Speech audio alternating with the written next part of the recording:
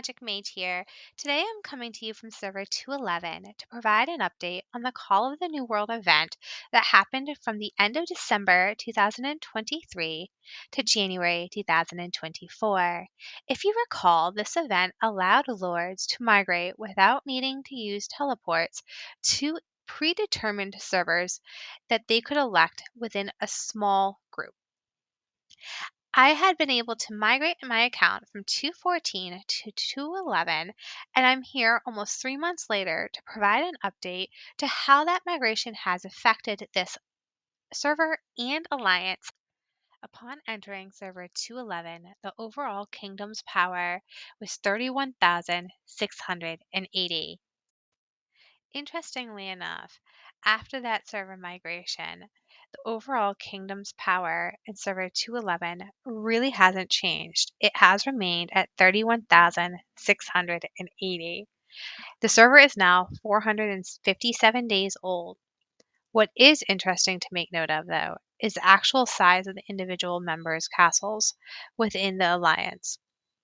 The overall power of the server has been able to grow. Part of that's due to conquest and some of the speed ups available and afforded to lords once they enter this season. Some of the other additional benefits through games and events has allowed different lords to increase their power, but the ability to have those helps and legs also make a significant impact. Our overall lord power is still within around 2 million, for the most part 500,000. And that's for the top 5 players, and then it drops down to just about 2 million for your next top 10 and proceeds to decline steadily from that point down for the next top 30 or 40 players. Additionally, the strongest troop power has also been able to increase. When I first joined this alliance, most individuals' strongest troop power was right around 300,000. Most of those powers have now increased at least to a high 300s, medium to low 400s. And that has helped significantly in allowing this alliance to grow. But there's still lots of improvement to be needed. Many of the members who did jump into this server were smaller members, and they did not actually actively participate every day, day in and day out. Now, our overall lords and the troops that they had have also changed and evolved slightly over the time. You'll notice that some of our strongest players are still running water marches, and they have been able to obtain those water marches level 55 on some of their immortals. We do have some fire marches that are occurring, some mixed earth wind, and water marches again. So our marches do kind of balance within the server fairly nicely, actually. You'll notice that there is a good diversity to the types of marches being run in the top 10 members that are actively participating.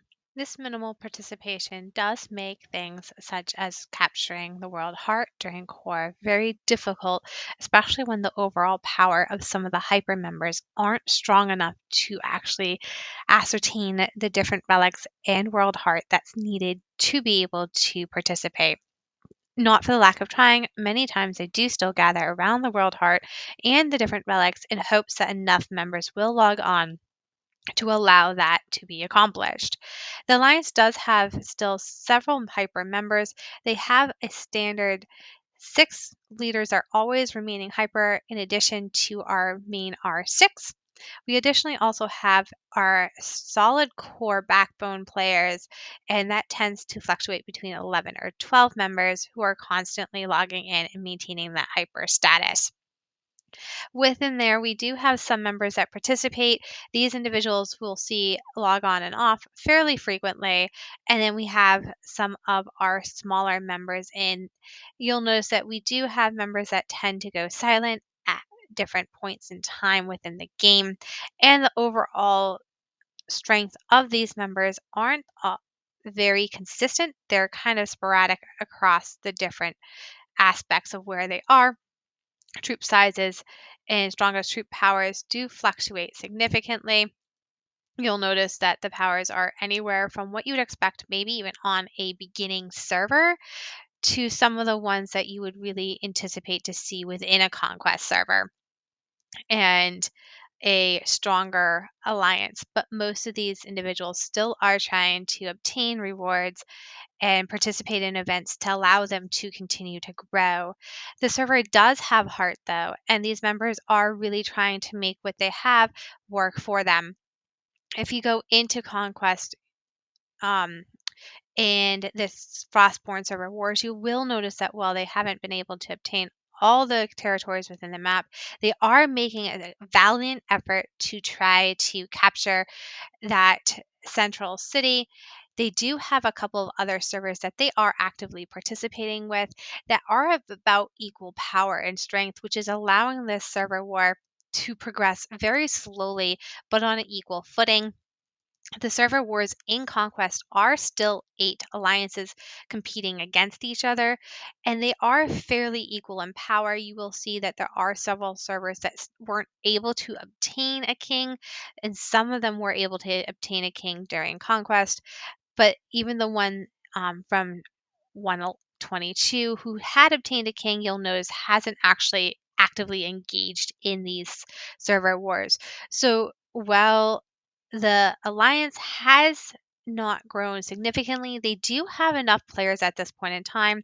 They were able within a couple of days ago obtain this last city here, and they did that with just about 19 members online.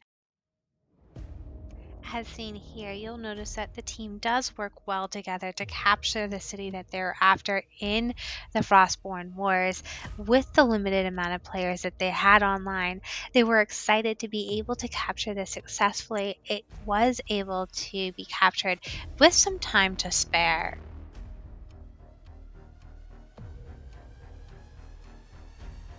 At the half mark time, we were able to bring down the wall to allow us to begin attacking the garrisons. I do want you to make note that in this city siege for the Frostborn Wars, you have a handful of main players playing with castle 30s. Additionally, you have some in the mid 40s for their castles. 3 are castle 55, and only 2 are castle 50. So, of this collective group, a majority of them are averaging right around castle level 40 and still able to obtain this level 17 city. It's quite impressive when you step back and look at this. While this server did receive multiple jumpers through the Call of the New World free migration project, it didn't receive enough members to make a significant difference in which the server could actually engage in games the way it was intended. For example, the contention of relics, while they are strong enough to take some of the cities in the Frostborn Wars, they're still struggling to have enough participation to accrue even 200 alliance coin and to take the relics and the world heart, finding a time that all the members could actively be online at the same time. There is about right now 22 to 33 hyper members that are actively participating in the events and the games for the Alliance. That's not enough to participate in games like Illusion Battlefield, and even this server spider is sometimes hard because of the number of players that are actually on and the overall power of those players.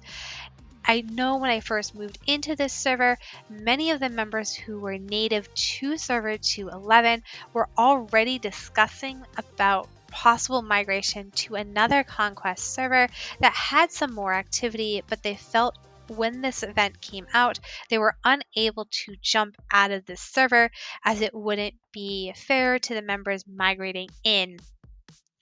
I do believe this event has potential and some success, but to make it even more successful in the future, I would like to see those number of servers that they were looking at allowing the migration to occur into servers that were going to be host for those migrating jumpers to be limited, those host servers. So that way, more jumpers will be moving into a limited number of host servers, allowing for a full alliance where you can actively participate in like Illusion Battlefield, the Frostborn Wars, hopefully allow for more activity in those Frostborn Wars when they're matched up with each other, and to allow for the contention of relics and other potential games that are heavily dependent upon alliance involvement, such as your Miranda Path and Rebels and those other games that really allow for growth to thrive, are able to be completed in a way where one or two strong members do not feel the burden of leading the entire alliance. I hope this update really does kind of show how that progression has evolved, that it really did help keep the server alive, but there's also some improvements that can be had. And I really do appreciate having been able to move into this family and their graciousness in accepting me, even when I'm not able to actively jump into this account every single day. They really are a wonderful family to be a part of. Thank you for watching. If you have any questions, please ask in the comment sections, and remember to like and subscribe so you do not miss future content. Have a wonderful day.